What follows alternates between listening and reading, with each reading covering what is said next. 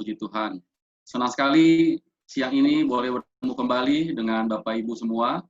Dan saya percaya bahwa kita semua rindu untuk belajar pada siang ini dari hal kesehatan, karena kita mau menerapkan pola hidup yang telah dunia kepada kita. Dan apa yang saya sampaikan pada siang ini adalah merupakan bagian dari kita buat sepanjang bulan ini, yaitu tentang kesehatan sistem pernapasan. Dan izinkan saya saat ini untuk saya share dulu materinya, supaya kita boleh ikuti.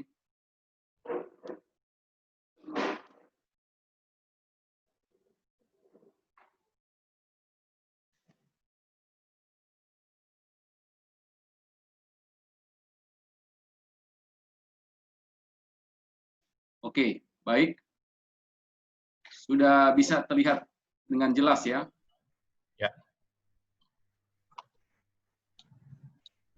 Baik, terima kasih. Seperti saya katakan tadi, bahwa ini adalah bagian dari rangkaian seri kita sepanjang bulan ini, itu tentang kesehatan sistem pernafasan. Dan memang ini merupakan lanjutan dari apa yang sudah kita ikuti pada bulan yang lalu. Kita sudah belajar mengenai pola hidup sehat untuk bisa kita pandemi ini. Dan seperti yang juga kita sudah pelajari bulan yang lalu, bahwa salah satu yang paling beresiko untuk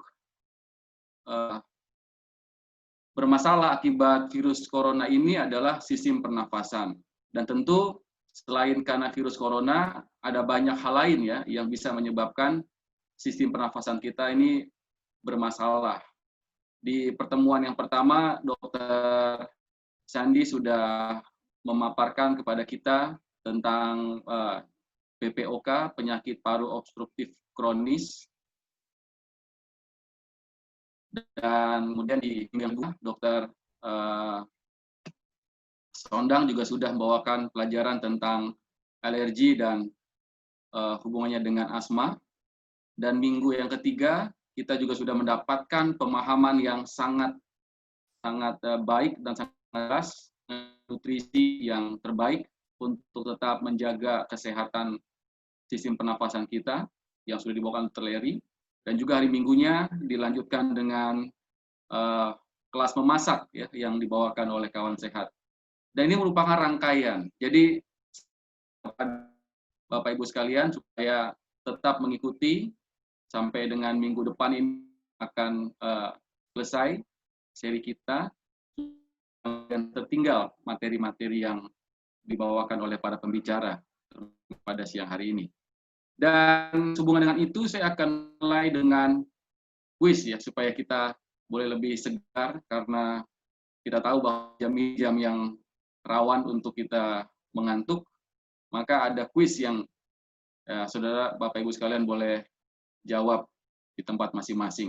Ada 3 pertanyaan. Manusia bertahan hidup tanpa makanan. Ya, saya memberikan jawabannya sampai dengan 20 dengan kondisi tertentu, bisa lebih sedikit, bisa lebih banyak dari 21 hari. Tapi apa yang sudah ditemukan bahwa Mahatma Gandhi itu bisa dia tidak makan, hanya dengan minum saja, walaupun nggak banyak juga minumnya, itu bisa bertahan sampai dengan 3 minggu atau 21 hari, sekitar 21 hari. Jadi artinya tubuh kita itu bisa bertahan tanpa makanan sampai dengan 21 hari plus minus ya, tergantung dengan kondisi, apakah dia memiliki massa otot yang banyak, apakah dia memiliki simpanan lemak yang banyak dalam tubuhnya, itu akan mempengaruhi juga. Dan kemudian yang kedua, setelah makanan kita berbicara tentang air. Berapa lama manusia bisa bertahan hidup tanpa air? Berapa lama kita, ada yang hanya sehari, ada yang 2 hari, tetapi jawaban yang saya sampaikan pada hari ini adalah sekitar 4-7 hari. Itu kembali tergantung kepada daya tahan tubuh seorang untuk menyimpan air ya. Dan yang ketiga, ini yang menjadi pembahasan kita sepanjang minggu ini. Berapa lama manusia bisa bertahan hidup tanpa udara? Jadi kalau pertanyaan pertama itu jawabnya bisa sampai beberapa minggu, kemudian nomor 2 bisa sampai beberapa hari, ya. Dan jawaban yang ketiga, ternyata manusia bisa bertahan hidup itu tanpa udara hanya dalam hitungan menit, 4 sampai 6 menit. Nah, ini juga ada kondisi-kondisi tertentu ya, misalnya penyelam dia bisa lebih panjang. Orang yang biasa menyelam di laut, dia bisa lebih panjang. Tapi rata-rata, ini rata-rata, orang akan bertahan hidup tanpa udara hanya sekitar 4 sampai 6 menit saja. Nah, kebutuhan udara pada manusia ini secara umum ya, secara umum saya tidak berbicara mengenai mereka punya kelebihan atau atlet atau tadi penyelam yang bisa menyelam di laut atau mereka yang punya masalah dengan pernapasan mereka, ini secara umum. Sekali bernapas manusia memerlukan lebih atau rata-rata 0,5 liter udara, 0,5 liter udara sekali bernafas ya, sekali helaan nafas. Dan bila per orang bernafas 20 kali setiap menit, itu artinya akan menghabiskan 1.200 kali setiap jam ya. Jadi 20 kali per menit dikali 60, itu 1.200 kali helaan napas sebanyak 1 jam. Dan itu artinya bukan udara sebanyak 600 liter udara. Nah, dalam hari 24 jam, itu artinya udara yang diperlukan 14.400 liter udara. Kalau kita hitung dalam setahun ya 365 hari plus minus, kira-kira atau rata-rata udara yang diperlukan bagi seorang manusia untuk bernafas itu adalah 5.256.000 liter udara, di mana 23%-nya adalah oksigen atau sekitar 1.208.880 liter oksigen yang dibutuhkan manusia dalam sehari. Ini yang normal, artinya dalam keadaan normal ya, tidak dia sedang bekerja keras atau dia sedang mengalami masalah. Ini secara normal manusia yang sehat dengan aktivitas yang normal, maka kebutuhannya ini dia. Nah, pertanyaannya adalah kalau begitu besar udara yang diperlukan oleh tubuh manusia, kira-kira udara seperti apa yang kita ingin dapatkan? Saudara bayangkan pergi ke sebuah hutan tropis, di mana pohon-pohon besar itu bertumbuh di kiri dan kanan jalan, sudah nikmati pagi hari yang cerah sambil menghirup udara, sudah bayangkan betapa segarnya. Tapi faktanya, kita tinggal di kota, di mana suasana inilah yang kita hadapi setiap hari, ya, setiap hari. Dan kita butuh tadi tahun itu 5.256.000 liter udara.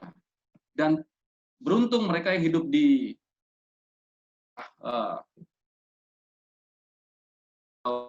minim polusi karena mereka akan mendapatkan sangat apa. Dan sayangnya kita yang hidup di perkotaan harus berjuang ya untuk bisa mendapat udara yang segar karena setiap hari yang kita temukan adalah udara seperti ini ya, mungkin tidak setiap hari ya. Kita beruntung kemarin waktu PSBB selama beberapa bulan langit Jakarta ini katanya, dan para ahli menemukan bahwa ada perbaikan sedikit di lapisan ozon karena tingkat polusi yang turun cukup deras selama lockdown di seluruh negara-negara di dunia ini dan termasuk Indonesia ya, PSBB. Tetapi setelah PSBB ini beralih ke masa transisi, maka mulai lagi kembali polusi meningkat lagi. Jadi langit Jakarta sudah tidak lagi secerah waktu masa PSBB ya. Dan ini yang menyebabkan pada akhirnya banyak timbul masalah kesehatan, khususnya masalah dalam sistem pernapasan. Dan ini banyak terjadi di orang-orang yang tinggal di perkotaan. Jadi begini maksud saya, sebelum virus corona ini muncul, maka masalah kesehatan dalam sistem pernapasan ini sudah menjadi hal yang cukup serius ya. Karena angkanya yang terus meningkat, ditambah lagi dalam hitungan bulan, ya beberapa bulan ke belakang, kurang lebih 6 bulan ke belakang, ditambah lagi dengan kasus virus corona ini tentu memperburuk masalah bagi sistem kesehatan pada manusia. Asik data yang dikeluarkan oleh WHO ya mengenai transisi epidemiologi. Jadi ini transisi dari penyakit yang sebelumnya disebabkan banyak oleh karena infeksi, berangsur-angsur sekarang bergeser kepada penyakit tidak menular. Ya, dari communicable diseases sekarang berubah atau bergeser menjadi non-communicable diseases. Nah, kalau kita lihat di layar ini, tahun 90, penyakit menular itu masih sangat tinggi ya, lebih dari 50%, 56%. Sementara penyakit tidak menularnya hanya 37% dan sisanya itu karena accident atau cedera dan sejenisnya. Kemudian 10 tahun kemudian, ini sudah mulai bergeser, penyakit menularnya turun dari 56% ke 43%, sementara penyakit tidak menular meningkat hampir 50% ya, mencapai 49%. Dan kemudian di tahun 2010 atau 10 tahun kemudian sudah berubah lagi polanya. Penyakit tidak menular semakin meningkat 58%, ya dari awalnya tahun 90 itu hanya 37%, sekarang sudah 58%. Dan di 2015 ini data yang terakhir, saya yakin ini ada pergeseran lagi tentunya. Penyakit tidak menular masih di angka yang lebih dari 50%, 57%, dan kemudian penyakit menularnya 30% dan cedera 13%. Jadi pergeseran ini terjadi. Kalau 2020 atau 2019 mungkin penyakit tidak menular ini sudah lebih dari 57%, maka kemungkinan juga tahun 2020 ini ada pergeseran sedikit ya, karena penyakit menular ini akan sedikit naik oleh karena kasus COVID-19 yang angkanya cukup tinggi. Di Indonesia, pada tahun 2014, ya ini survei 2014 yang dipublish 2015, menemukan bahwa 10 penyebab kematian di Indonesia itu nomor 1 adalah penyakit jantung dan pembuluh darah, ya cardiovascular diseases. Itu menempati stroke yang paling tinggi pertama 21%, kemudian diikuti oleh penyakit jantung dan pembuluh darah. Jadi ini dua hal yang sebenarnya satu rumah ini di cardiovascular diseases, dan kemudian diikuti dengan diabetes, kemudian TBC masih cukup tinggi Indonesia 5,7%, tapi ini tahun 2014 sekali lagi. Tentu ini angka sudah banyak perubahan. Dan komplikasi tekanan darah tinggi, ya hipertensi dan komplikasinya 5,3%. Penyakit paru kronik, ini PPOK, yang kita sudah bahas bersama Dr. Sandy yang lalu, itu tingkat kematiannya mencapai 4,9%. Ya, dan kemudian penyakit hati 2,7%, kecelakaan 2,6%, kemudian pneumonia itu 2,1%. Ya, infeksi paru-paru. Dan ini mungkin udah bertambah, sudah bukan 2,1 lagi karena dibantu dengan kasus COVID-19 ini, dan seterusnya. Jadi di antara ke-10 penyebab kematian di Indonesia, masalah kesehatan sistem pernapasan ini masih mengambil peran yang cukup tinggi dalam menyumbang angka kematian di Indonesia. Dan inilah yang kita hadapi pada hari ini. Plus ditambah lagi dengan COVID-19 ini, yang mana kita tahu bahwa virus ini menyerang sistem pernapasan, paru-paru, sehingga menyebabkan sesak, dan seterusnya, sehingga berujung banyak pada kematian. Tapi puji Tuhan di Indonesia, walaupun angka positifnya itu masih cukup tinggi, tetapi kabar baiknya juga adalah angka orang yang sembuh juga cukup tinggi. Misalnya kayak kemarin luar biasa. Angka yang sembuh itu melebihi dari angka yang positif COVID-19. Dan mudah-mudahan bukan hanya melebihi, tapi kalau boleh angka positif ini semakin lama akan semakin turun, sehingga permasalahan pandemik ini bisa segera diatasi.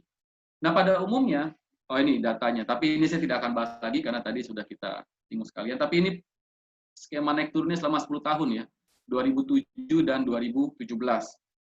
Ada berapa, tapi 10 hal tadi masih kejar-kejaran ya. Dan di sana COPD masih juga ada bersama dengan TBC, ya masih ada di sana. Dan nomor 9 lower respiratory infect itu juga masih ada. Jadi memang belum ada perubahan sampai dengan 2017. Ya masih hal yang cukup serius bagi Indonesia untuk masalah sistem pernapasan. Nah, kita tahu bahwa ada beberapa jenis penyakit paru-paru yang umum kita temui. Ya, kita tidak akan bahas penyakitnya secara spesifik karena pembahasan kita siang ini tidak berbicara tentang penyakit paru-paru, tapi bagaimana kita bisa menjaga paru-paru kita itu bisa dalam keadaan yang prima. Ya, kita tahu bahwa ada penyakit yang umum kita temui, pneumonia, dan ini diperburuk lagi dengan COVID-19, kemudian TBC. Nah, TBC ini adalah penyakit khas daerah tropis, ya. Dan Indonesia ini angkanya sangat tinggi setelah India juga. Dan minggu depan kita akan bahas ini tuberkulosis, karena ini masalah yang serius Indonesia. Dan saya mengundang kembali Bapak Ibu sekalian untuk boleh hadir minggu depan, Sabtu depan, untuk mengikuti pembahasan tuberkulosis ini yang akan dibawakan oleh pembicara yang ahli di bidangnya. Dan kemudian yang berikut adalah bronkitis. Keempat, penyakit paru obstruktif kronis atau PPOK. Ini yang kita sudah bahas juga. Asma juga, ya kita sudah dengarkan bahasannya secara lengkap dari Dr. Sondang 2 minggu yang lalu. Dan kemudian kanker paru-paru. Nah, kanker paru-paru ini memang tidak masuk dalam seri kita karena nanti permasalahan kanker ini akan kita bahas dalam satu sesi yang lengkap, termasuk kanker paru-paru dalamnya. Jadi kita akan buat di pertemuan yang berikutnya. Tapi ini yang umumnya kita temui ketika berbicara mengenai jenis-jenis penyakit paru-paru yang sangat umum terjadi di masyarakat. Nah, misalnya pneumonia. Pneumonia adalah infeksi menyebabkan kantung-kantung udara dalam paru-paru menjadi meradang dan membengkak. Pneumonia ini seringkali disebut dengan paru-paru basah, sebab pada kondisi ini paru-paru bisa dipenuhi oleh cairan dan nanah. Nah, banyak orang yang salah kaprah ya, paru-paru basah kena angin malam, kalau kena mandi malam, kalau mandi malam kemudian tidur di lantai, ternyata itu semua mitos. Tapi memang pada umumnya apa yang terjadi dengan pneumonia ini adalah akibat dari infeksi, baik itu bakteri, virus, atau jamur yang terjadi pada paru-paru. Hal-hal tadi saya sebutkan, orang bilang kalau kena angin malam, nanti paru-paru basah, kalau tidur di lantai kena paru-paru basah, itu sejauh ini hanyalah mitos.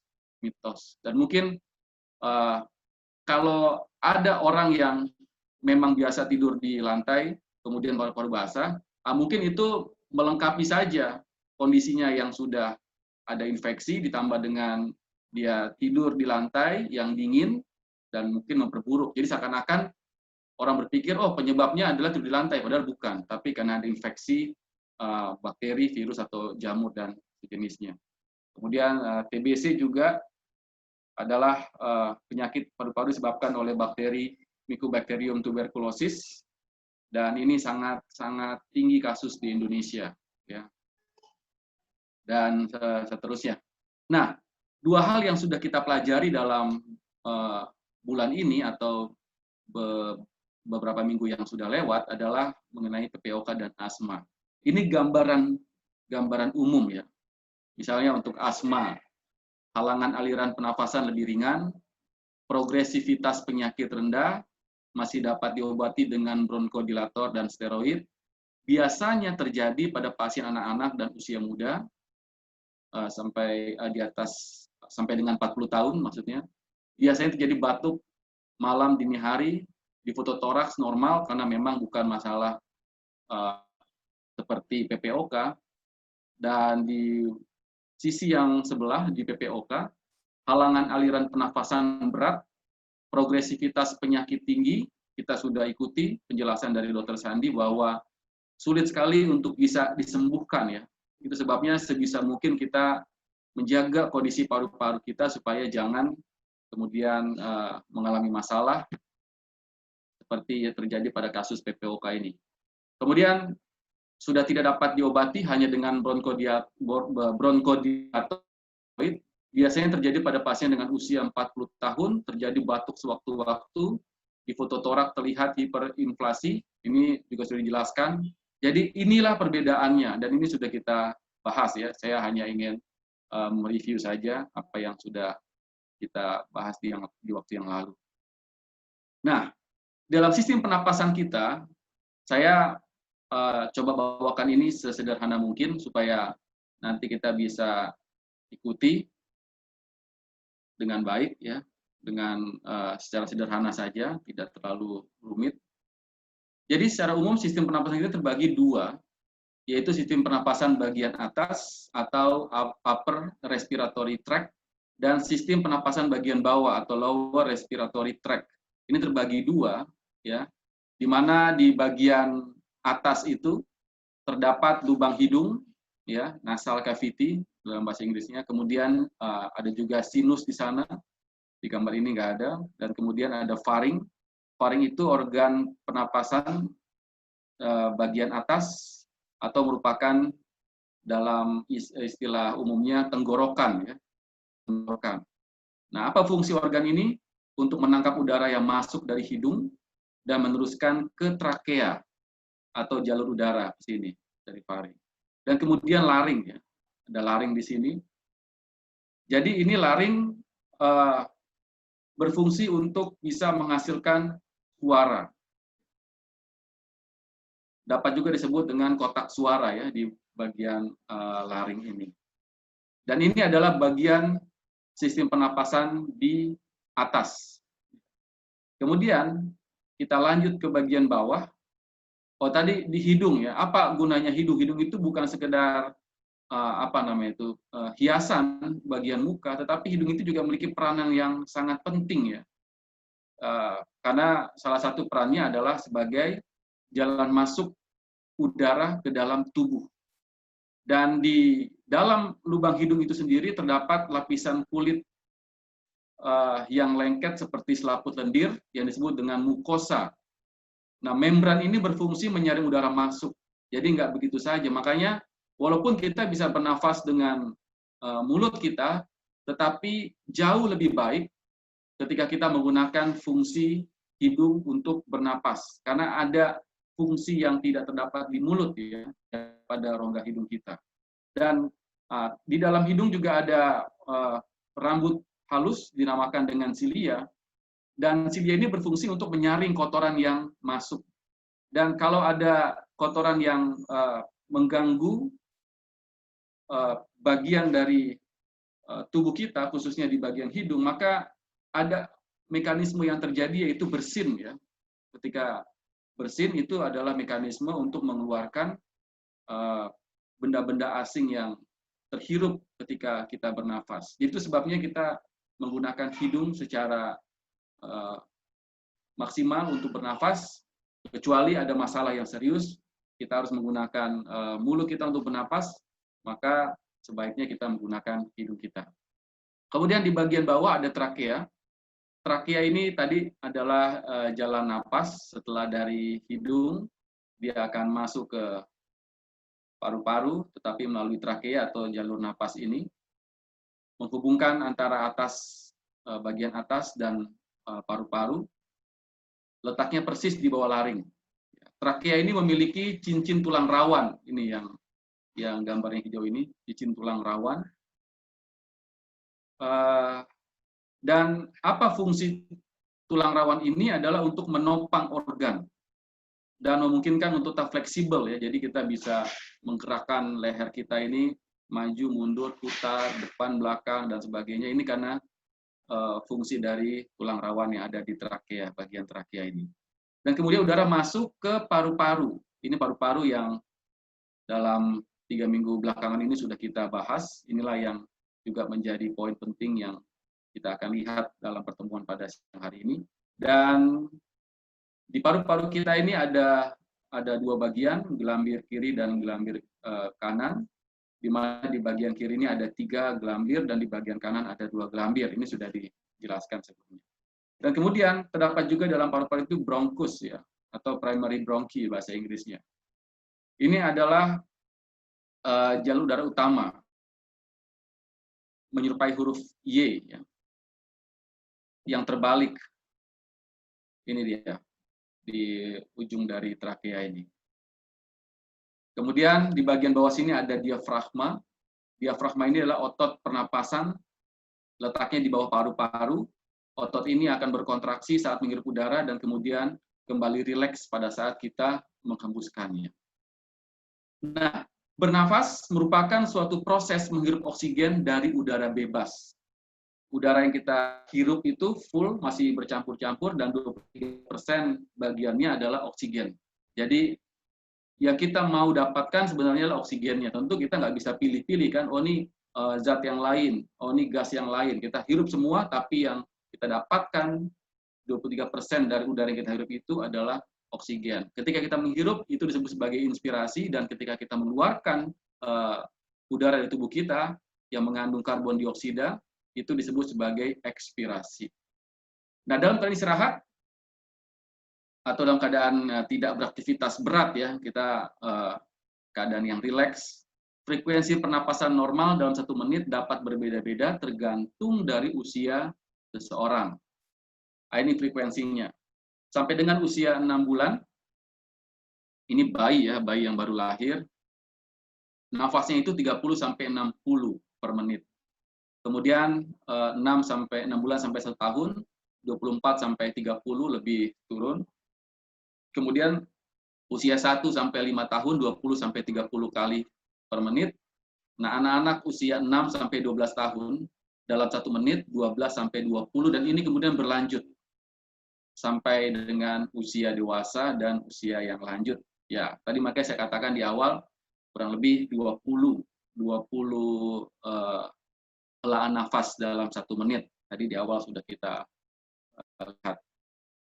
Nah, kemudian ini mekanisme pernapasan. Tadi udara masuk, paru-paru mengembang, udara atau ekspirasi, rongga, dada, dan paru-paru mengecil, dan ini semua dibantu kerja diafragma. Jadi, pernapasan yang baik itu adalah pernapasan yang menggunakan otot diafragma secara benar.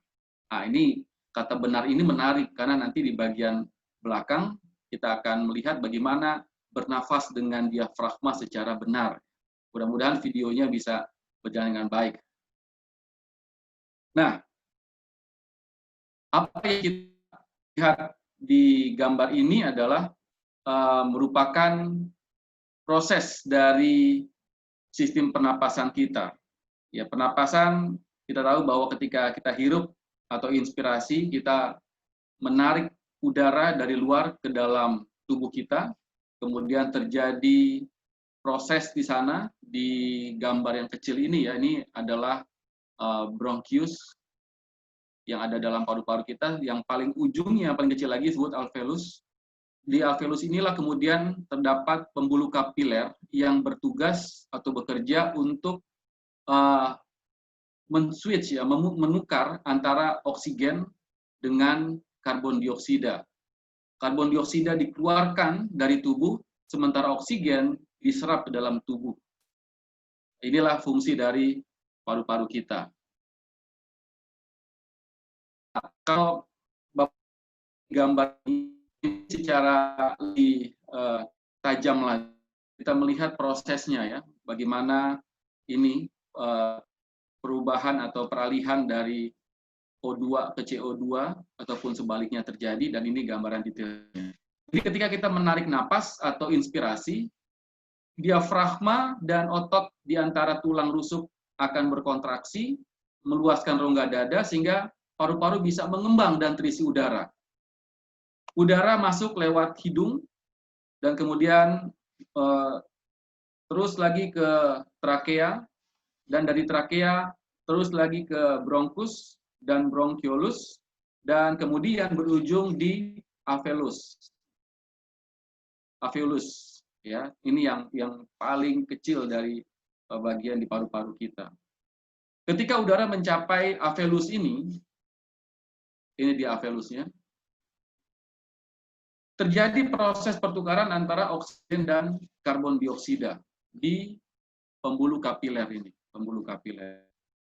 Oksigen masuk ke dalam kapiler, kemudian menumpang sel darah merah menuju ke jantung, kemudian jantung bekerja untuk memompa darah yang sudah bercampur dengan oksigen ini ke seluruh tubuh.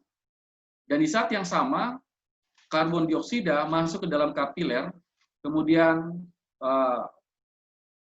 masuk ke rongga paru, dan terjadi pertukaran di sana, kemudian didorong keluar ketika terjadi ekspirasi atau proses pengeluaran nafas dari tubuh manusia. Nah, ini jadi masalah. Dr. Aaron Waxman menyebutkan bahwa fungsi paru-paru akan menurun seiring bertambahnya usia seperti pada bagian lain dari tubuh. Ya, jadi sama ya, terjadi proses regenerasi sel yang terus-menerus terjadi, dan ini faktor usia berperan penting, termasuk paru-paru akan terjadi penurunan kualitas. Ini yang tidak bisa dihindari ya, karena bertambahnya usia seseorang. Dan ini gambarannya. Seiring bertambahnya usia, baik saluran udara dan pembuluh darah menjadi lebih kaku, dan kantung udara mengembang yang membuat bagi untuk bergerak ke aliran darah. Apa yang dirasakan oleh manula atau lansia? Mereka akan lebih lelah dalam melakukan kegiatan sehari-hari karena apa yang terjadi dalam paru-paru mereka ini. Seperti misalnya berjalan jarak pendek atau menaiki tangga kecil juga sudah mulai merasakan cepat lelah ya. Kemudian mengalami kesulitan melakukan olahraga berat atau merasa lebih lelah setelah melakukan aktivitas yang cukup berat dibandingkan dengan usia ketika mereka masih muda. Ternyata ini dipengaruhi oleh kualitas paru-paru dari orang-orang tua. Jadi setiap kita kan sedang menuju ke usia yang tua, jadi artinya kita pun suatu saat akan juga mengalami proses ini. Dan itu sebabnya kalau kita mau pada saat usia tua, paru-paru kita masih cukup elastis dalam memproses pergantian udara ini dari O2 ke CO2, maka sejak usia muda, ya, usia produktif, maka gunakanlah paru-paru itu dengan sebaik-baiknya, pelihara dengan sebaik-baiknya, supaya paru-paru itu bisa menjadi aset kita di masa tua yang kita bisa gunakan dengan maksimal. Ataupun orang-orang tua juga bisa nanti mengikuti apa-apa yang bisa dilakukan untuk bisa tetap membuat paru-paru keadaan prima. Nah, paru-paru selesai berkembang pada usia 25 tahun. Dan fungsinya tetap stabil selama sekitar 10 tahun atau sampai 35 tahun. Dan setelah itu mulai terjadi penurunan secara bertahap. Ya, kualitas manusia bertahap. Dan di usia 65, biasanya manusia kehilangan hingga 1 liter kapasitas paru-paru dibandingkan ketika masih berusia muda. Nah, misalnya mengenai kapasitas paru ini cukup panjang, nanti saya coba sampaikan. Secara ditemukan bahwa pada usia 65 tahun, biasanya manusia kehilangan hingga 1 liter kapasitas paru-paru dibandingkan ketika masih berusia muda. Itu kan disebabkan tadi terjadinya pembuluh darah di bagian atau di area paru ini lebih kaku, dan kantung udara mengembang sehingga membuat sulit terjadi proses perubahan gas ini atau peralihan gas dari O2 ke CO2 dan seterusnya. Nah, fungsi paru-paru Anda bisa berkurang dengan bertambahnya usia, tetapi ini kabar baiknya. Masih mungkin untuk menjaga paru-paru bekerja pada tingkat yang optimal. Jadi memang faktanya paru-paru manusia itu dengan bertambahnya usia akan semakin menurun kualitasnya. Tetapi bukan berarti kita tidak bisa bikin sesuatu, yaitu untuk menjaga paru-paru kita sehingga dapat bekerja tingkat yang optimal. Pria rata-rata hidup sampai usia 80. Ya, rata-rata usia pria 80 tahun, dan selama 80 tahun telah mengambil lebih dari 672 juta nafas dalam hidupnya, kurang lebih ya, plus minus. Namun, ditemukan bahwa napas pada usia 60-an dan 70-an berbeda dari yang ia hirup ketika masih muda. Tadi karena kualitas paru-parunya sudah menurun.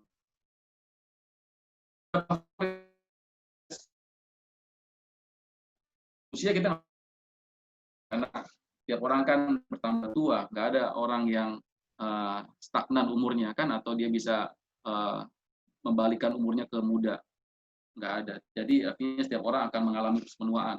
Tapi ada hal-hal yang mempercepat justru penuaan paru-paru. Yang pertama adalah rokok, yang kedua adalah polusi udara, dan yang ketiga adalah infeksi saluran pernapasan berulang. Ya. Jadi kalau pertanyaan soal TBC jangan ditanya dulu siang ini, nanti sahabat depan akan dibahas secara khusus ya, karena ini berkaitan infeksi. Yang pertama merokok sebagai penyebab penuaan dini pada paru-paru. Ya bukan paru-paru aja sih, kulit juga terjadi penuaan dini, banyak faktor yang negatif dari rokok ini. Nah, kerusakan paru-paru yang disebabkan oleh rokok ini bersifat permanen, artinya sulit untuk bisa diperbaiki. Ya.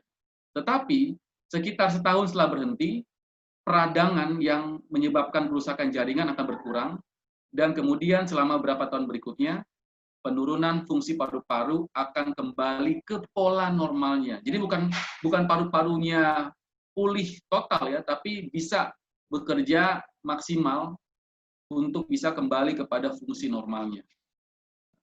Jadi kerusakan ini nggak bisa diperbaiki. Tapi paling tidak, kalau seseorang berhenti merokok setelah sekian lama dia merokok, dia akan memutus kerusakan yang akan berlanjut kalau dia masih tetap merokok. Jadi kerusakan itu akan berhenti. Sama misalnya seseorang yang baru meninggalkan makanan daging ketika berusia 50 tahun ya. Banyak orang bilang, sia-sia udah 50 tahun, udah nggak gunanya lagi meninggalkan makanan daging. Tapi itu pendapat yang salah. Karena begini, kalau kita melihat nggak ada yang terlambat ketika seorang memutuskan untuk menghidupkan pola hidup yang sehat. Contohnya tadi berhenti merokok atau meninggalkan makanan dari produk hewan. Karena paling tidak, walaupun di usia 50 baru stop merokok, dia telah memutuskan untuk memberhentikan kerusakan yang akan terjadi kalau dia melanjutkan pola hidup yang tidak sehat. Jadi ketika seorang memutuskan berapapun usianya, saya mau stop pola hidup yang tidak sehat, saya mau beralih ke hidup yang sehat, walaupun tidak memberikan banyak kontribusi karena kerusakan sudah terjadi masa lalu, tapi paling tidak dia tidak meneruskan kerusakan itu untuk di waktu mendatang. Itulah sebabnya saya mau katakan pola hidup sehat itu terlambat buat setiap usia. Jadi kalau Bapak Ibu sudah berusia 50 tahun, 60 tahun dan baru menemukan inilah pola hidup sehat yang harus saya hidupkan, just do it. Jadi jangan menyesali masa lalu, tapi lihat ke depan kesempatan yang bisa didapat untuk mendapatkan hidup yang lebih berkualitas. Jadi rokok ini adalah penyebab pertama dari penuaan paru-paru. Dan kedua, polusi udara. Ya beruntung saya katakan orang-orang yang tinggal di daerah pegunungan atau daerah pantai atau daerah yang masih minim polusi, tapi bagi kita yang hidup di kota-kota besar, termasuk juga khususnya di Jakarta ini hal yang tidak bisa kita hindari, polusi udara ini. Dan apa yang terjadi? Polusi udara yang kita hirup, ya kita bersyukur juga karena pemerintah sudah mulai mengalihkan ya transportasi umum misalnya dari bis kota yang sebelumnya memakai solar, sekarang ke gas, nanti berikutnya ke listrik, dan juga sekarang kendaraan-kendaraan juga sudah perlahan-lahan ke listrik, artinya meminimalisir polusi yang ditimbulkan akibat dari kendaraan tadi. Ini yang terjadi ketika polusi yang setiap saat kita temukan dan kita hirup, ini akan terjadi dalam sistem pernapasan kita. Kita tidak akan bahas lebih dalam hal ini. Dan yang ketiga adalah infeksi saluran napas berulang.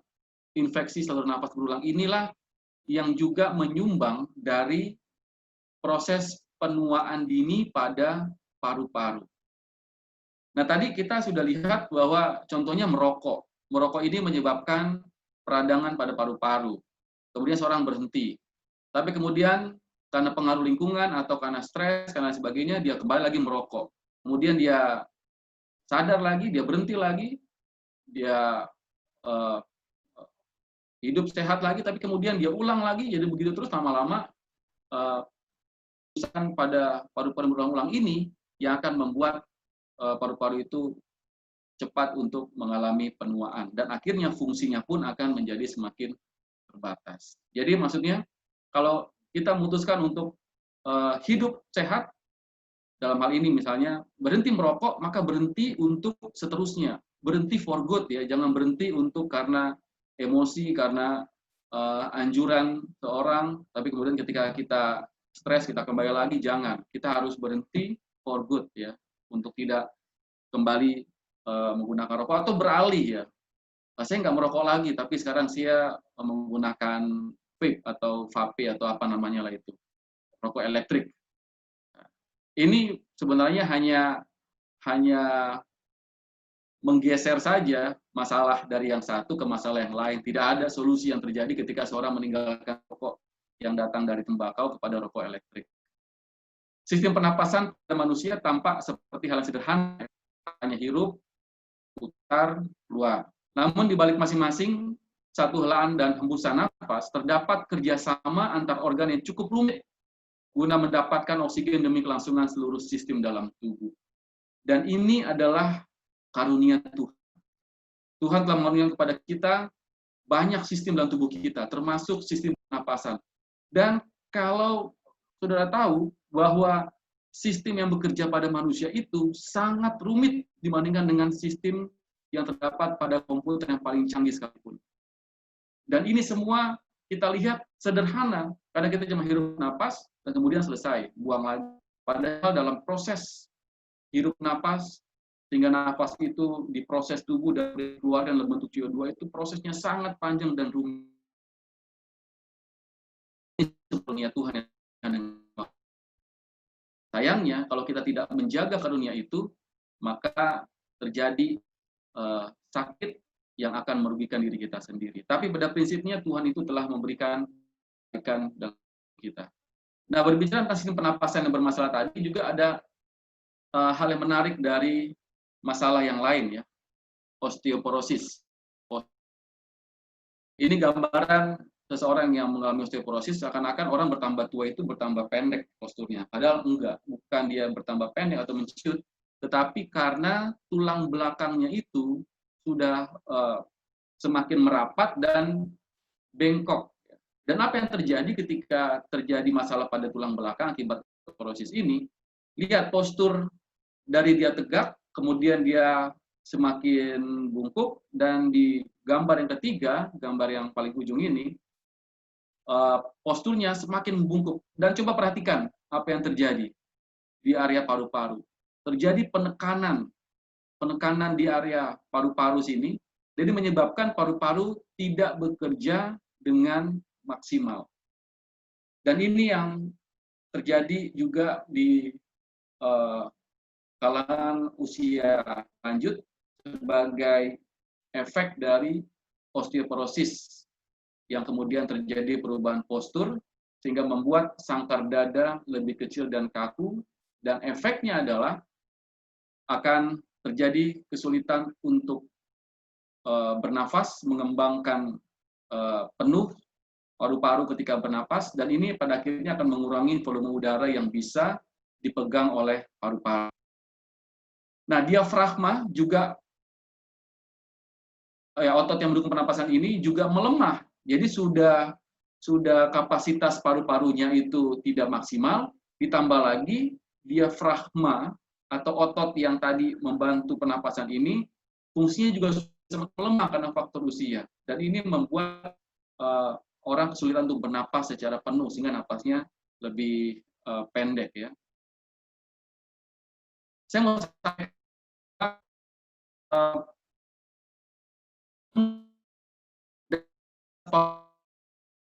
berbeda-beda. Pertama, dipengaruhi oleh usia dan jenis kelamin. Dengan usia 5 tahun itu usia yang sangat prima seseorang untuk, makanya atlet itu usia golden ages-nya itu adalah sampai dengan 30 tahun ya, karena paru-paru itu benar-benar maksimal kalau dia seorang atlet. Dan jenis kelamin, lelaki dan wanita. Dan selain itu juga faktor penyakit dan aktivitas seseorang juga dapat mempengaruhi kapasitas paru-paru. Saya kasih contoh dua gambar ini. Di sebelah kiri ini seorang atlet lari dari Jamaika ini, Bolt, ya. Dan di sebelah kanan ini adalah orang biasa, ya bukan atlet maksudnya, dan dia bekerja di kantor. Ini karena lagi pandemik, jadi dia pakai masker. Tapi bukan masker yang saya mau ambil poinnya. Apa yang mau sampaikan adalah bagi atlet yang aktif bergerak, atau bukan cuma atlet ya, pekerja bangunan misalnya, atau tukang becak misalnya, orang-orang yang memang bekerja menggunakan fisik dan paru-parunya itu memiliki paru-paru yang berbeda dibandingkan dengan pekerja kantoran yang setiap hari aktivitasnya ini sangat terbatas.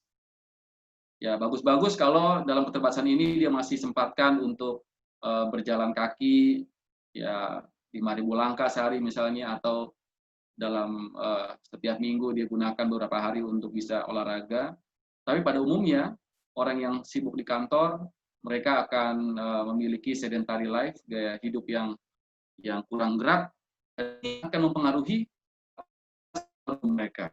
Berbeda dengan atlet ya, yang setiap hari mereka harus bergerak, mereka harus melakukan gerak badan yang sifatnya aerobik, yang pertukaran oksigen itu sangat cepat, dan ini akan membuat kapasitas paru-paru mereka lebih luas, lebih banyak dibandingkan dengan orang bekerja di kantor. Dan ini akan membuat akhirnya paru-paru seorang atlet itu lebih prima sampai di usia lanjut dibandingkan dengan mereka yang sedentary life, orang-orang yang bekerja dengan monoton dan cenderung kurang bergerak. Ini yang pertama yang mempengaruhi kapasitas paru-paru. Penyakit paru-paru misalnya asma atau emfisema. Diameter atau saluran udara pada paru-parunya menyempit sehingga aliran udara yang masuk ke paru-paru itu menjadi berkurang. Tersebut mengakibatkan penurunan kapasitas penyakit ya, tapi tentu kita kan tidak berfokus pada penyakitnya, kita berfokus pada paru-paru yang sehat yang kita ingin jaga terus supaya sampai dengan usia tua kita memiliki paru-paru yang kuat. Dan terlebih ketika menghadapi pandemik ini ya, kita juga memiliki sistem pernapasan yang kuat juga. Sekarang kita akan pada pembahasan mengenai perilaku yang terbaik untuk paru-paru yang sehat. Nah, perilaku apa saja itu? Adopsi atau lakukan kehidupan kita sehari-hari. Ada beberapa perilaku yang kita mungkin sudah lakukan ataupun juga yang belum kita lakukan. Tetapi kalau saudara lihat setelah mengikuti seminar ini, ternyata ini yang baik untuk saya lakukan, maka lakukan. Kalau saudara rasakan ini sudah saya lakukan dan saya merasakan dampak positif, maka terus lanjutkan. Jadi maksudnya jangan sampai apa yang kita pelajari ini hanya sekedar pengetahuan, tetapi ini perlu untuk kita praktikkan supaya kita dapat manfaatnya. Karena kalau ini hanya sekedar teori, hanya sekedar pengetahuan yang saya dapatkan hari ini, kemudian besok karena saya tidak sia-sia dan kali risiko untuk memiliki kualitas paru-paru yang tidak prima di hari-hari selanjutnya. Yang pertama adalah yang bisa kita lakukan adalah deep breathing exercise. Deep breathing exercise ini sangat baik ya, apalagi kalau kita bukan atlet ya. Tadi atlet kita sudah lihat mereka sudah terbiasa untuk gerak badan aerobik yang teratur, jadi paru mereka sudah sangat baik. Kemudian otot yang bekerja untuk bernapas itu selalu bekerja dengan maksimal. Demikian dengan kita yang bukan atlet atau kita yang cenderung memiliki sedentary life atau pola hidup yang kurang bergerak. Dan kita bisa membuat perubahan untuk hal itu atau untuk mendapatkan sesuatu yang lebih baik meskipun keadaan kita bukan atlet. Yaitu yang pertama deep breathing exercise. Sederhana caranya, duduk ya atau berdiri dengan lengan yang lurus, kemudian tarik napas melalui hidung, ingat melalui hidung, bukan melalui mulut ya, melalui hidung. Kemudian tahan napas di paru-paru dengan mengembangkan paru-paru, bekerja dengan diafragma, dan kemudian keluarkan kembali nafas kita. Saya coba tampilkan video.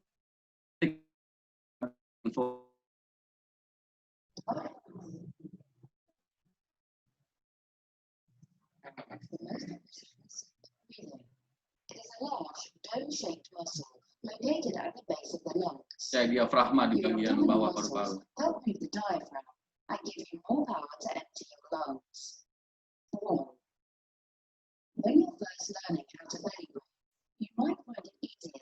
Disebut juga nafas perut.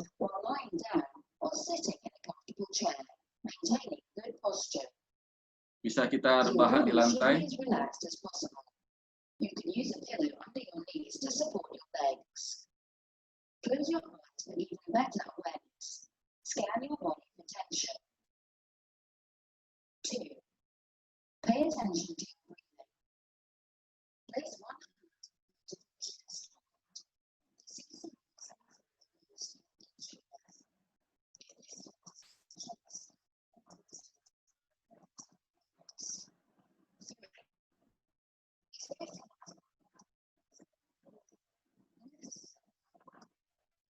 Jadi bernapas,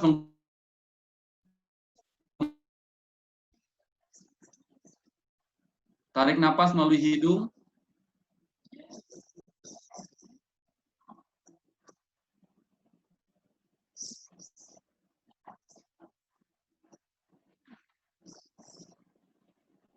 Jadi paru-paru dan perut ini bergerak.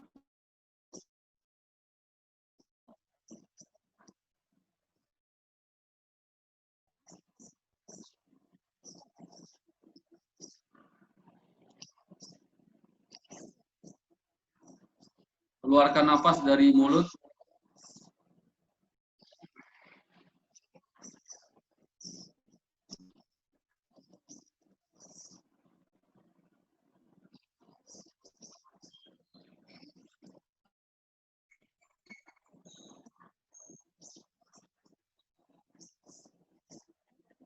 Jadi kita bisa gunakan bantuan buku untuk melihat pergerakan perut kita yang mengembang waktu menarik napas.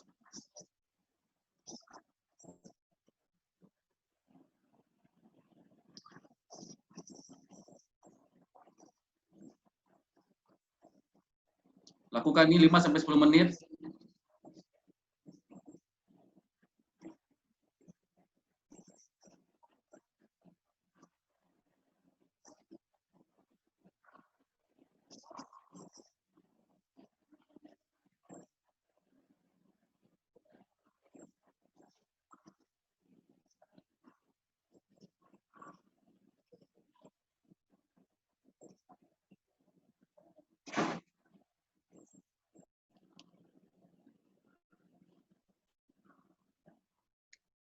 Oke, tadi adalah gambaran ya bagaimana kita melakukan breathing exercise tadi menggunakan diafragma. Jadi ciri-cirinya kita bernafas dengan diafragma itu, maka perut yang akan mengembang, bukan paru-paru, bukan dada kita yang membusung ya, tapi perut kita yang akan membusung. Jadi kita hirup nafas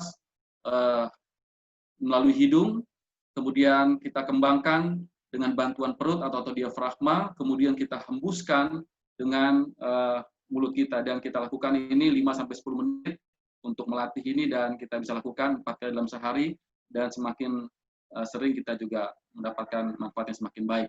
Dan ini bukan hanya untuk melatih paru-paru, tapi juga akan membuat relaksasi terhadap stres ya. Banyak keuntungan dengan deep breathing ini. Dan kemudian yang kedua adalah exercise. Tentu ini olahraga ya, yang kita perlu lakukan adalah olahraga dengan jenis aerobik, olahraga yang aktif. Dan ini juga tentu melihat lagi keterbatasan seseorang, misalnya dia punya masalah dengan persendian, tentu dia harus memilih exercise atau jenis aerobik yang sesuai ya dengan permasalahan terjadi. Dan exercise yang bisa kita lakukan untuk melatih paru-paru yang pertama adalah jogging, tapi kalau jogging ini tidak bisa dilakukan karena masalah persendian, kita juga bisa lakukan jalan kaki dengan tempo yang moderate atau yang cepat, ya, sampai kemudian terjadi cepat, ya. Kalau dia masih penapasannya tidak berubah, berarti kita masih kurang. Kita harus lakukan yang lebih moderate lagi dalam jalan kaki. Kemudian bersepeda ini juga sangat baik karena ini akan mengurangi benturan di persendian. Namun tentu ada beberapa faktor juga yang harus diperhatikan dalam bersepeda, ya. Dan yang berikut adalah berenang. Berenang ini juga sangat baik untuk melatih pernapasan kita, melatih paru-paru kita untuk bisa tetap aktif. Jadi kalau yang pertama tadi deep breathing ini dalam keadaan rileks, tidak beraktivitas aktif, maka exercise ini sebaliknya. Ini adalah proses melatih paru-paru dalam aktivitas yang moderate. Dalam olahraga ini aerobik, yang cepat terjadi pertukaran udaranya.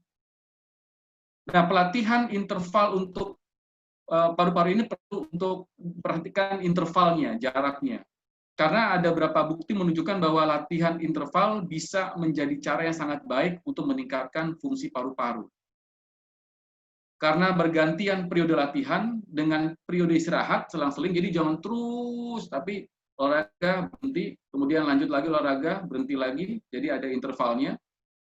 Ini akan membantu paru-paru pulih dari aktivitas saat Anda terus olahraga.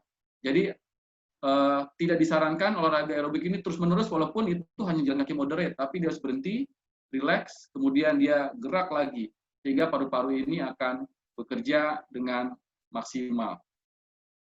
Tentu sekali lagi aktivitas fisik ini juga perlu memperhatikan faktor-faktor lainnya, ya, seperti tadi saya sudah sampaikan. Dan yang kita perlu perhatikan pada saat olahraga ini, paru-paru diarahkan atau diharapkan untuk bekerja dengan lebih keras, dengan lebih aktif maksudnya, termasuk untuk memasukkan oksigen dan membuang karbon dioksida. Dan ini tentu akan didapatkan dengan olahraga aerobik atau juga disebut dengan kardio. Kardio yang tadi saya sebutkan, bisa jalan kaki, jogging, berenang, bersepeda, di mana semua otot digerakkan dan juga terjadi proses pernafasan yang cepat dalam tubuh seorang.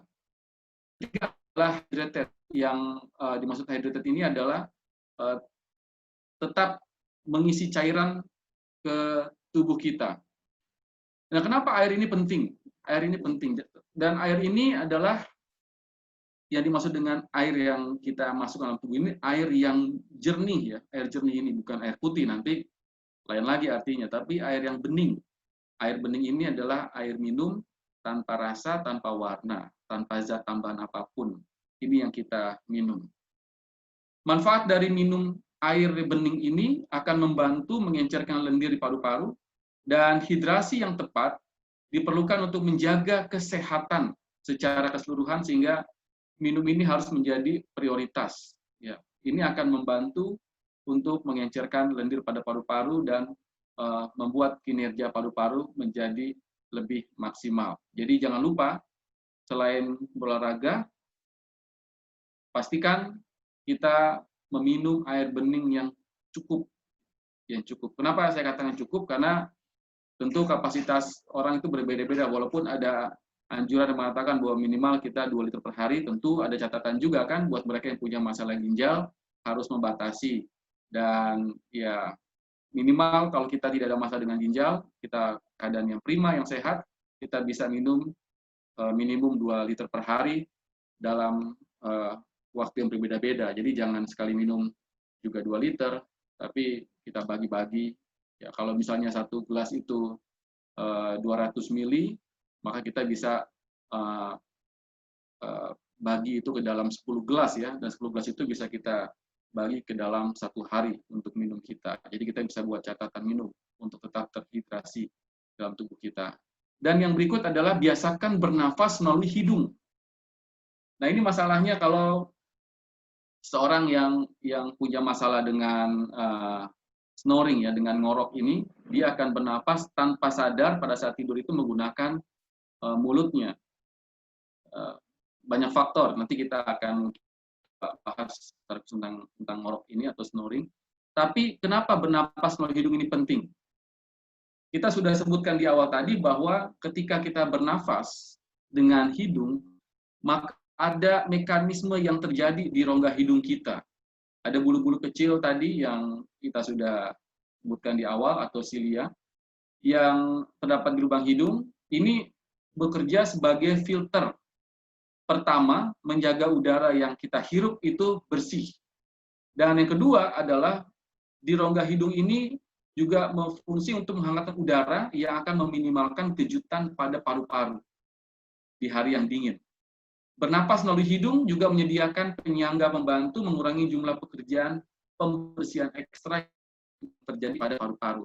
Jadi kita bernapas dengan hidung secara normal, ya, bukan dengan mulut, maksudnya dengan hidung yang baik, ya, itu akan membantu kerja, mengurangi beban kerja dari paru-paru karena sudah mulai filter yang pertama. Jadi jangan menambah beban paru-paru dengan bernapas langsung dari mulut, tapi bernapaslah dari hidung secara normal. Yang berikut adalah tertawa lepas. Nah, ini bukan tertawa apa namanya? Tertawa biasa-biasa, tertawa yang gembira, tertawa lepas, bukan tertawa tertahan atau tertawa terpaksa, tapi tertawa lepas. Kenapa manfaat bagi paru-paru? Kelihatannya tertawa ini sederhana, tetapi tertawa adalah juga merupakan latihan yang bagus untuk melatih otot perut atau otot diafragma tadi, yang pada akhirnya akan meningkatkan kapasitas paru-paru dan mengoksigenasi darah. Dan itu sebabnya firman Tuhan dikatakan hati yang gembira adalah obat yang mujarab, dan tertawa ini adalah bagian dari hati yang gembira. Kan nggak ada orang tertawa lepas tapi hatinya susah. Atau sebaliknya, nggak ada orang hatinya susah bisa tertawa lepas. Jadi ketika seorang tertawa lepas, maka ini akan juga merilis stres yang ada pada dirinya, sehingga dia bisa memiliki mood yang lebih baik. Mood yang baik ini akan membuat kehidupannya pun akan menjadi lebih baik. Orang yang moodnya baik, biasanya hubungan sosialnya juga lebih baik. Tapi orang yang moodnya ini swing, yang tidak menentu, ini biasanya akan mempengaruhi juga pola hubungan sosialnya. Jadi kalau mau pola hubungan sosial yang baik, dimulailah dengan memiliki mood yang baik. Mood yang baik itu diawali dengan hati yang bersukacita. Dan ini akan juga terlihat dari bagaimana kita bisa tertawa dengan lepas. Dan apa yang membuat orang tertawa dengan lepas? Biasanya karena ada hal-hal yang dia simpan dalam hatinya, ya, yang dia tahan-tahan, yang dia tidak selesaikan, sehingga itu akan mencuri kegembiraan, dan ini membuat dia tidak bisa tertawa lepas. Dan faktornya yang timbul kemudian adalah bahwa kesempatan untuk dia bisa melatih paru-parunya atau otot-otot pernapasan itu untuk bekerja maksimal menjadi terbuang sia-sia. Jadi mulailah dengan hati yang gembira supaya kita bisa tertawa dengan lepas, dan akan membawa kebaikan untuk paru-paru kita. Yang berikut adalah, saudara perhatikan di rumah saudara, jenis-jenis pembersih rumah yang ada di rumah saudara itu apa-apa saja kandungannya. Pada umumnya apa yang ada di rumah kita ini, semua jenis pembersih mulai dari lantai, kaca, dan sebagainya, ya, sabun, pewangi, dan semuanya itu mengandung bahan kimia yang mungkin beberapa jenis itu ditambahkan dengan aroma yang menarik, tetapi sesungguhnya ini aroma kimia yang akan merusak jaringan sel pada paru-paru. Jadi berhati-hati, walaupun baunya dibilang bau apel, bau lemon, bau pine, ya, bau cemara, hati-hati, karena di balik wangi-wangi yang terdapat pada bahan pembersih ada bahan-bahan kimia yang aktif yang akan merusak jaringan pada paru-paru kita. Yang paling gampang adalah obat ini, ya, obat nyamuk, ya. Apa namanya itu? Insektisida, ya, yang kita pakai untuk membasmi nyamuk di rumah kita itu. Ya. Sekarang sudah, ya, kalau saya ingat dulu, zaman dulu itu obat nyamuk itu baunya nggak enak, ya. Dulu ada beberapa merek tuh yang khas baunya Memang kalau kita cium, oh ini obat nyamuk. Tapi sekarang obat nyamuk itu sekarang dipakai pewangi seperti pewangi ruangan. Jadi kita pikir safe-safe aja, nggak bau obat nyamuk kok, karena masuk ke kamar setelah disemprot, baunya mawar, baunya apa namanya jeruk, baunya stroberi, baunya menyenangkan kita, racun kimia yang akan merusak jaringan paru-paru kita. Jadi apa solusinya? Solusinya kita bisa beralih kepada produk pembersih yang alami. Yang alami ini misalnya kita menggunakan minyak esensial dari semprotan aerosol sintetis, kita bisa menggunakan bahan yang alami. Atau misalnya akan soda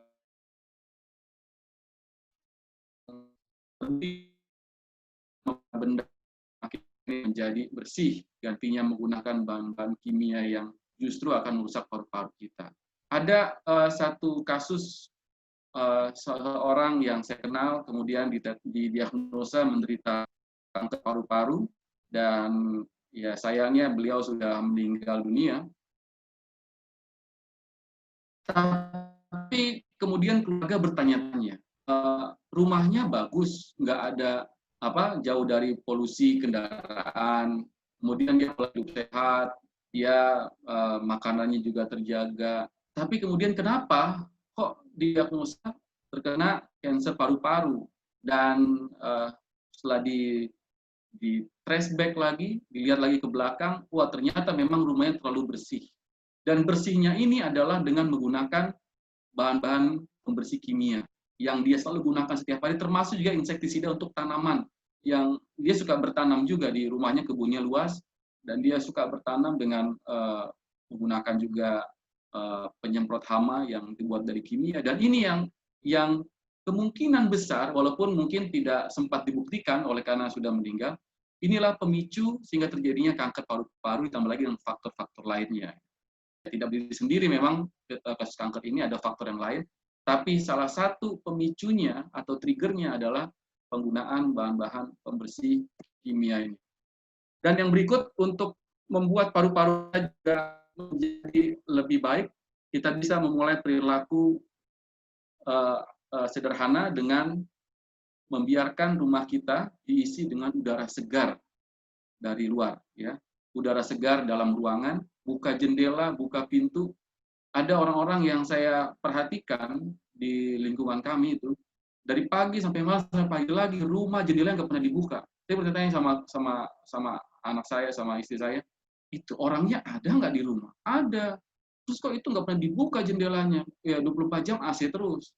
Ya mungkin nyaman dengan AC, dengan pendingin ruangan, tetapi jauh lebih baik ketika kita membiarkan jendela terbuka dan rumah kita diisi dengan udara segar. Ya, memang ya tidak terlalu segar juga karena kita hidup di Jakarta, tapi paling tidak ada jam-jam tertentu atau hari tertentu, misalnya hari Minggu ya, yang tidak terlalu banyak kendaraan keluar, kesempatan untuk mengisi rumah kita udara segar yang kita bisa hirup, dan ini akan membawa kebaikan bagi paru-paru kita. Dan yang terakhir, yang paling penting yang kita harus perhatikan adalah berhenti merokok ketika kita masih mengkonsumsi rokok, atau kita hidup dengan serumah dengan perokok. Jadi second hand smoker itu juga memiliki resiko yang besar untuk memiliki masalah pada kesehatan paru-paru. Jadi berhenti merokok ini tidak bisa dilakukan secara perlahan-lahan ya. Dokter Sandy sudah bahas di pertemuan pertama mengenai PPOK, dan penyebab PPOK yang paling utama itu selain polusi udara adalah rokok. Jadi tidak ada cara lain kalau mau paru-paru yang sehat, yang kuat, maka hindari rokok. Rokok ini bukan cuma berhenti merokok, tetapi hindari juga untuk menghirup asap rokok dari perokok. Artinya jangan menjadi second hand smoker. Ya tentu nggak mudah ya, tapi ini harus kita lakukan karena ini nggak ada cara lain kita lakukan stop atau hindari merokok ini, ataupun stop untuk bersama-sama dengan apa namanya perokok aktif lainnya. Fungsi paru-paru tadi saya katakan akan rusak permanen, tapi setahun setelah berhenti merokok, perlahan-lahan dia akan kembali ke semaksimal mungkin dalam fungsi normalnya, semaksimal mungkin. Artinya tidak bisa dia bisa bekerja dengan baik kembali. Jadi jangan katakan, oh saya kurangi deh. Kalau tadinya sehari 2 bungkus, saya kurangi menjadi sebungkus, nanti setengah bungkus, nanti sehari sebatang. Bukan itu solusinya. Solusi berhenti merokok adalah berhenti total. Berhenti total. Dan tentu ada cara yang harus dilakukan. Dan yang paling penting adalah kesadaran kita untuk memiliki paru-paru yang sehat. Ya, banyak orang juga yang akan mengatakan, saya juga menemukan orang-orang yang sudah tua merokok sehat-sehat saja, yaitu kasus yang berbeda. Tetapi rokok secara ilmiah telah terbukti bahwa memiliki dampak yang buruk bagi paru-paru.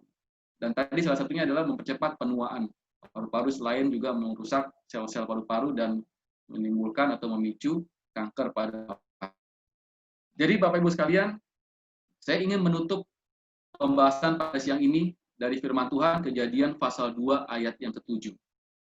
Firman Tuhan mengatakan, ketika itulah Tuhan membentuk manusia itu dari debu tanah, hembuskan nafas hidup ke dalam hidungnya, demikianlah manusia itu menjadi makhluk yang hidup. Ini ayat yang sederhana, tetapi dari ayat ini kita bisa melihat siapa diri kita. Bahwa ternyata diri kita ini bukanlah ada karena kebetulan. Diri kita ini ada di tengah-tengah dunia ini, di tengah-tengah alam semesta ini, adalah karena Tuhan menciptakan kita dengan tangannya sendiri. Dia berkarya di atas tubuh kita dengan membentuk kita dari debu tanah, dan bukan sampai di situ, tetapi kemudian dia menghembuskan nafas hidup. Nafas hidup ini bukan Allah ciptakan, tapi Allah transfer dari dirinya kepada ciptaannya. Sudah bayangkan betapa mulianya kita di tangan Tuhan. Betapa berharganya hidup kita itu bagi Tuhan. Bahkan setelah nafas yang Tuhan percayakan buat kita miliki, itu juga karunia Tuhan berikan buat kita. Kita tidak perlu susah payah untuk membuat tubuh kita ini menjadi lebih baik. Tidak perlu. Karena Tuhan sudah ciptakan tubuh kita ini dengan sangat amat baik. Yang perlu kita lakukan adalah mempertahankan, menjaga, supaya tubuh kita ini tetap dalam keadaan yang baik. Bagaimana caranya? Tadi kita sudah lihat. Misalnya dengan melatih bernapas yang benar, bernapas dalam, yang reguler, yang teratur, kemudian menghindari polusi semaksimal mungkin, dan lain sebagainya. Dan inilah cara-cara alami yang Tuhan berikan. Jadi kalau kita sudah sakit, maka datanglah kepada Tuhan yang telah menciptakan kita supaya dia menyembuhkan kita. Dan kalau kita sudah sembuh dari sakit, maka jaga kesehatan kita supaya kita jangan sakit lagi. Apalagi kalau kita belum sakit, pelihara tubuh kita, jaga tubuh kita, jangan kita sia-siakan mahakarya Allah yang sudah Allah bentuk dengan tangannya, dia karuniakan nafas hidup yang dia transfer dari dirinya sendiri kepada ciptaannya, sehingga kita boleh menikmati kebahagiaan selama kehidupan itu Tuhan percayakan dalam diri kita masing-masing. Kiranya Tuhan berkati kita, pembahasan kita pada hari ini sampai di sini, dan kita akan masuk di sesi tanya jawab kalau ada.